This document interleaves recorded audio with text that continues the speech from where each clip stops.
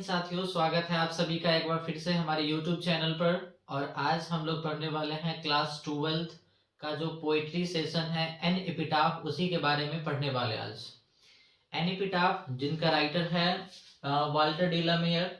और पढ़ेंगे इस पूरे कविता में कि एपिटाफ का मतलब होता क्या है। जैसे आपसे कई बार पूछा जाएगा कि एपिटाफ क्या होता है, तो एपिटाफ को हिंदी में कहते हैं शिलालेख या इंस्क्रिप्शन। दूसरी भाषा में यदि कहे एपिटाफ को सेकंड फॉर्म में, तो इंस्क्रिप्शन होता है, उसी को हिंदी में कहते हैं शिलालेख। शिलालेख का मतलब क्या होता है, जैसे कई बार आपने देखा होगा कि किसी व्यक्ति को जब दफनाया जाता है तो उस समय में उसको जमीन के अंदर ऐसे ढक दिया जाता है, कवर कर दिया जाता है ताबूत के अंदर रख करके। और उसके बाद उसके बगल में या उसी के जगह पर आपने कई बार देखा होगा कि एक पत्थर पर शिलालेख मतलब पत्थर पर कुछ लिख दिया जाता है, उसी को कहते हैं हिंदी में शिलालेख कहते हैं और अंग्रेजी में एपिटाफ कहते हैं। ठीक है, आप मेरे वीडियोस की थंबनेल पर आप इसको देख लीजिएगा, मैं इसको लगा दूंगा वहां पे। ठीक है, तो पढ़ते हैं इस पूरे कविता में, चलते हैं चैप्टर की शुरुआत करते हैं। जैसे एन एपिटाफ, एपिटाफ का मतलब तो मैंने आपको समझा दिया कि कब्र पर जो लिखा हुआ शिला के ऊपर जो लेख होता है उसी को क्या कहते हैं, एपिटाफ कहते हैं, शिलालेख कहते हैं, जिसका राइटर का नाम है वाल्टर डिला मेयर। ठीक है, पढ़ते हैं इनके बारे में। साथियों, वाल्टर डिला मेयर जो है, इनका जन्म हुआ था 1873 में और इनकी मृत्यु हो गई थी 1956 में। याद रखिएगा, कई बार ऑब्जेक्टिव क्वेश्चन एग्जाम में पूछा जाता है कि वाल्टर डिला मेयर का जन्म कब हुआ था, तो वाल्टर डिला मेयर का जन्म हुआ था 1873 में और इनकी मृत्यु हो गई थी 1956 में। इनके बारे में कहा गया है, was born in the village of Caltron in Kent। ठीक है, यानी इनका जो जन्म हुआ था वो किस स्थान पर हुआ था, तो कैल्ट्रन नाम का जो है एक गांव है, इसमें इनका जन्म हुआ था। और जो केंट है वो शहर का नाम है। ठीक है, तो केंट शहर के कैल्ट्रन गांव में हुआ था। इंग्लैंड, इंग्लैंड जो वो देश का नाम है, यानी इनका जन्म जो है वो कैल्ट्रन नाम के एक गांव में हुआ था। और कैल्ट्रन कौन जिला शहर में स्थित था, तो केंट में। और केंट कहाँ स्थित है, तो इंग्लैंड में। आगे है, ही लॉस्ट हिज फादर, उन्होंने अपने पिता को खो दिया, मतलब इनके पिता की मृत्यु हो गई। एट द एज ऑफ 4, यानी जब जो है ये 4 साल के थे। कौन, लेखक, जब लेखक 4 साल के थे तब उनके पिता की जो है मृत्यु हो गई। And had moved with his family to London. ठीक है, मतलब जब इनके पिता की मृत्यु हो गई थी तब इनको अपने परिवार के साथ जो है ये कहां पर चले गए थे, तो ये चले गए थे फैमिली के साथ लंदन चले गए थे। He is known for his sensitive concern. ठीक है, मतलब वो जाने जाते हैं, वो बोले तो कौन, वाल्टर डिला मेयर। वाल्टर डिला मेयर जो है वो जाने जाते हैं किस चीज के लिए, तो संवेदनशील चिंताओं के लिए जाने जाते हैं, है ना। सेंसिटिव कंसर्न का मतलब होता है संवेदनशील चिंता करना, इस तरीके का शब्द होता है। तो वो जो है वो जाने जाते थे सेंसिटिव कंसर्न के लिए, संवेदनशील चिंताओं के लिए। With the world of children, बच्चों की दुनिया के लिए जाने जाते थे। And the world of supernatural, और अलौकिक दुनिया के लिए वो जाने जाते थे। कौन, वाल्टर डिला मेयर। आगे है हिज सॉन्ग्स फॉर चिल्ड्रन, ये इनकी किताब का नाम है, his songs for children. And peacock pie, ये दोनों जो है वो इनके किताब का नाम है। ठीक है, तो इनका जो 2 किताब है, पहले किताब का नाम है सॉन्ग्स फॉर चिल्ड्रन और दूसरे किताब का नाम है पीकॉक पाई। डिपिक्ट, दर्शाता है, वर्ल्ड ऑफ ड्रीम्स, सपनों की दुनिया को दर्शाता है। ठीक है, आगे है, but even in these song there is a note of melancholy, मतलब इनके बहुत सारे जो है लेख हैं, बहुत सारे गाने हैं जिनमें उदासीपन नजर आता है। मतलब ये लिखते तो हैं, ठीक है, लेकिन लिखने के साथ जैसे इनकी कविता को आप पढ़िएगा या फिर इनके गाने को जब आप सुनिएगा तो आपको ऐसा महसूस होगा जैसे कि ये उदासीपन से किसी चीज को लिख रहे हैं या फिर बता रहे हैं। आगे है द पोएट, कवि जो है वो मेक्स अस अवेयर, हमें जागरूक करते हैं, of the inhuman condition of modern life, यानी आधुनिक जीवन के अमानवीय स्थिति के बारे में हम सभी को वो जागरूक करते हैं। ही सो, वो प्रदर्शित करते हैं, his genius by evincing fresh interest in old theme. ठीक है, वो प्रदर्शित करते हैं, दिखाते हैं किस चीज के बारे में, evincing fresh interest in old theme, यानी पुरानी पद्धतियां जो है, ठीक है, उसमें वो अपनी रुचि को वो प्रदर्शित करते हैं, बताते हैं, दिखाते हैं।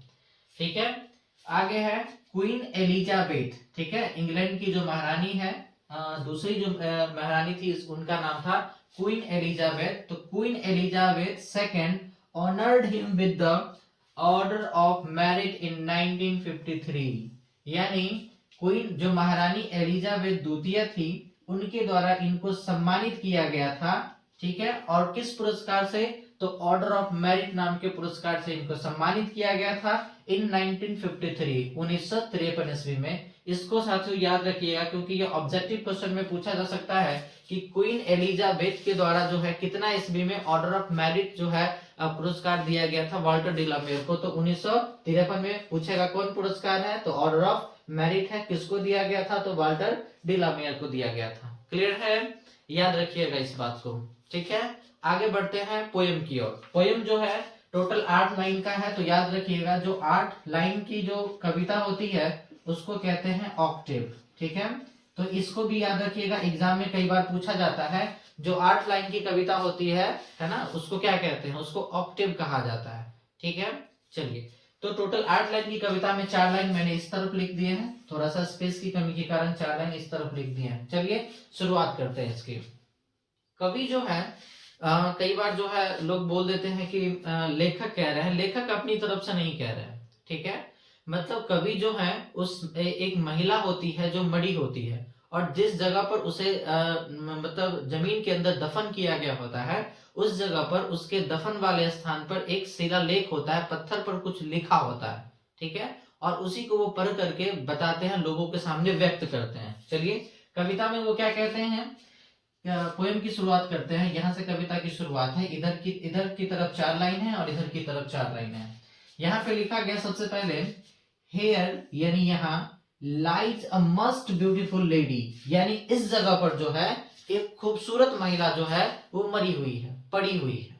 ठीक है, यानी इस जगह पर एक खूबसूरत महिला जो है वो पड़ी हुई है। कभी इस बात को नहीं कह रहे हैं, उस शिलालेख के ऊपर लिखा हुआ है कि जिस जगह पर ये कब्र बना हुआ है ना, उस जगह पर जो है जो पत्थर था उस पर ये बात लिखा हुआ है। ठीक है, और क्या लिखा हुआ पत्थर पर? तो पत्थर पर लिखा हुआ है Here lies a most beautiful lady, यानी इस जगह पर एक खूबसूरत महिला जो है वो मरी हुई है, पड़ी हुई है। Light of step and heart, ये एक फ्रेज है। Light of step and heart, है ना। वो महिला जो है ना वो घूमने फिरने वाली महिला थी, मतलब एक जगह से दूसरे जगह, दूसरे से तीसरे जगह, है ना, किसी एक जगह वो स्थिर नहीं रहती थी। वो एकदम बहुत खूबसूरत महिला थी, इसीलिए इसमें ऐसे शब्दों का प्रयोग किया गया है कि इस जगह पर एक महिला है, खूबसूरत महिला है जो मरी हुई है, पड़ी हुई है, और वो इतनी ज्यादा खूबसूरत है, ठीक है, कि जब वो जिंदा थी तो वो एक जगह से दूसरे जगह तक टहलती थी, भटकती थी, इधर उधर घूमती थी। कौन? तो वो महिला। ठीक है, अब जो है वो लेखक अपनी तरफ से कुछ कहते हैं। ठीक है, तब क्या कहते हैं लेखक कि आई थिंक, ठीक है, मुझे लगता है, ठीक है, she was the most beautiful lady that ever was in the west country, यानी आई थिंक, कवि को लगता है कि she was the most beautiful lady, कि वो जो महिला थी वो सबसे खूबसूरत महिलाओं में से एक थी, बहुत ज्यादा खूबसूरत महिला थी। ठीक है, दैट एवर वाज, जिसका जन्म जो है वो कभी जो है कहां पर हुआ होगा? तो वेस्ट कंट्री में, यानी पश्चिमी देशों में हुआ होगा।